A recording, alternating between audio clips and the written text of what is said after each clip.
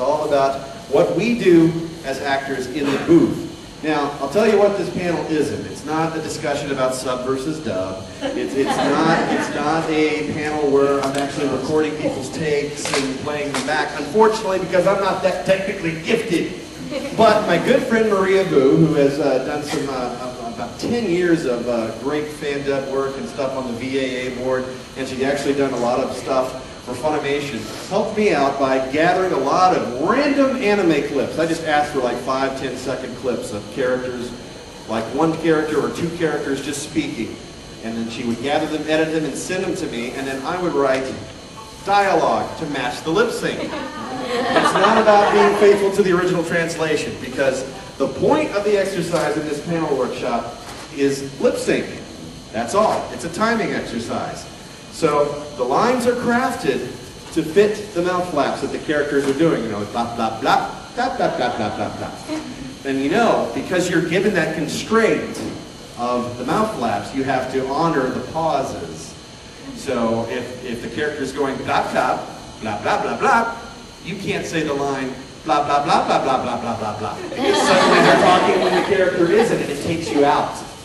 You know, because in Japan, they actually dub their own shows over there too, but they don't often have the finished animation to go on, and they usually record just a big cattle call. They'll get all the actors together, and if it matches lip sync, great, and if it doesn't, well, that's great, we've got to keep moving along. But the Japanese culture actually watches and evaluates the show based on the acting performances, but we know as a Western audience that if you see something and the lip sync is off, takes you out immediately, right? Yes. It's bad. It's like watching those old Bruce Lee films. All that stuff. So when we go into record on the American dubs, actors are called in and scheduled one at a time. It takes anywhere from maybe 5 minutes to up to 4-hour session to record in enough, depending on how much dialogue the character has per episode. We tend to do like 3 or 4 episode chunks at a time. So basically think of it as we do a volume of a DVD at a time on various shows. So I'm currently working on Bleach as Aizen and as was Kiba on Naruto. Yay, Doggy Boy. And let's see, I'm on a bunch of other shows that I can't talk about yet. Believe me, I asked, and I said, please let me promote it. It's like, you can, but not yet. So, if you guys go to my MySpace page or KyleHebert.com, I have a blog that I'm constantly updating with my latest projects. You can check that out. I'm on a bunch of video games. Into Devil May Cry 4. I was one of the bosses.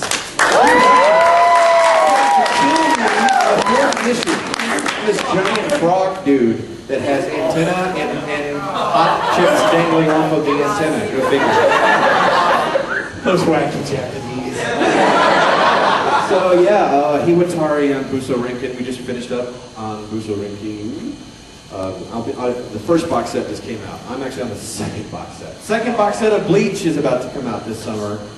And I think that's where you're going to first see Aizen and Ganju show up, so yay for that. And thanks to all you guys for making Bleach and Naruto big hits on Cartoon Network and Adult Swim and everything. Let's see, what else? Blue Dragon, anyone watching that? Anyone getting up early on Saturday mornings? I tried. Anyone's little brother or sister? Who's the guy that looks like Mr. Satan on Dragon Ball Z, but I mean, it kind of makes sense because Akira Toriyama is the creator of the show. But doing that, and let's see, what else, other things, blah, blah, blah, blue, blah, blah, blah. So, we go into record, right? Yep. I'm ADD. Ooh, shiny. Ooh. So, yeah, so you get into the booth, and here's the thing. We don't get to watch the episodes ahead of time. We don't get to read the scripts ahead of time.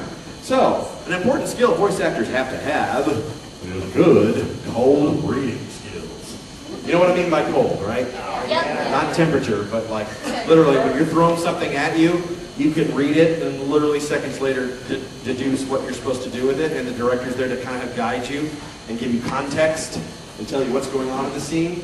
So I show up for a session and I'll do things I shouldn't have, like drink soda beforehand, so my mouth makes a lot of clicky noises and stuff.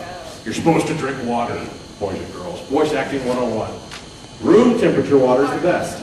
Also, take a bite of a green apple, not a red apple. Don't know why.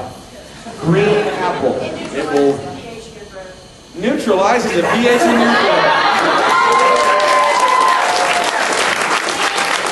Wow. Thank you very much. I just learned something. That's cool. That's cool. All right, but yeah, it basically eliminates the mouth noise. And believe it or not, that's a huge issue for some voice actors. Some have some weird mouth anomalies and throat anomalies, and the engineer uses a program called Pro Tools. It's a digital editing program, and what they'll do sometimes is they'll take the sound file and isolate the part with the questionable mouth clicks and stuff, and they can zoom in on the file, isolate it, and pull the click out sometimes, and actually fix it. But sometimes it's not fixable, at which point the director goes, sorry, we couldn't salvage the take, so let's do it again. So,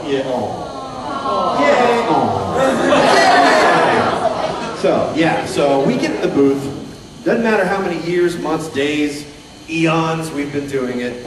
Chances are you're going to blow that first take, and you have to take no shame about it. There's no reason. No one's going to hold it over your head or anything. It's kind of built into the session. Everyone knows that this is your first time seeing it. It's your first time reading it. So you got to have cold reading skills. Another key thing to have is improv. Believe it or not, even though you have a script that has been meticulously crafted from the original Japanese, sometimes not so much. One Piece, 4 kids. But anyway. And I say that out loud. No, too soon. Too soon. Harsh truth, guys. I learned this at Greg Ayers' fan subbing panel at various cons, that actually the Japanese dictated all those changes on board on One Piece. Believe it or not. What? It's true, yes. Yes, it's crazy. So just remember, kids, don't blame the voice actors if you don't like a dub. We're just doing our job. So yeah, we get in there, and sometimes the voice we kind of create on our own. Sometimes the director will kind of guide us, and we'll see things on the audition script like male, 17 years old, cocky, basic character traits, and that kind of helps you formulate an idea of what you want to do in the audition. And sometimes you go in and try out, and you'll give your idea, and then they'll do a second take. The director will say, okay, try it this way, try it that way. That's why improv is so important. You have to be moldable. You have to be able to take direction. Because if you don't take direction, the director's not going to call you in again. And you're not going to work anymore. And that's bad. We want to keep working, right? Yeah! That's right. And you want to have fun. And by God, I've been doing this for 8 years. I know for a fact from first-hand experience that this is indeed very, very fun. But it can also be a challenge. I think it's a fun challenge. Doing the whole lip sync thing. There's points where characters will have entire soliloquies with weird pauses and stuff. And it's like, we have to break it down and do it in chunks. Just because, I'll let you in on a secret here, actors don't necessarily remember the lines. Here's a big perk of voice acting. Your script is always there. We like that. So when you're in the booth, right? And they average, an average, mind you, is doing about 25 loops an hour. 25 loops, as in lines of dialogue or reactions. We call them loops. If you're really smoking, you're doing twice that. But they don't hold it against you if you don't. It takes however long it takes. So that's what I want all the soon-to-be volunteers in this panel to realize. Don't be shy. And kudos to you ahead of time for having the guts to get up in front of a lot of people. I know it's nerve-wracking sometimes, because this is not what it's like in the recording booth. It's literally you in the recording booth, the director, and the engineer. And sometimes a tour group. But here's the Boy Scouts!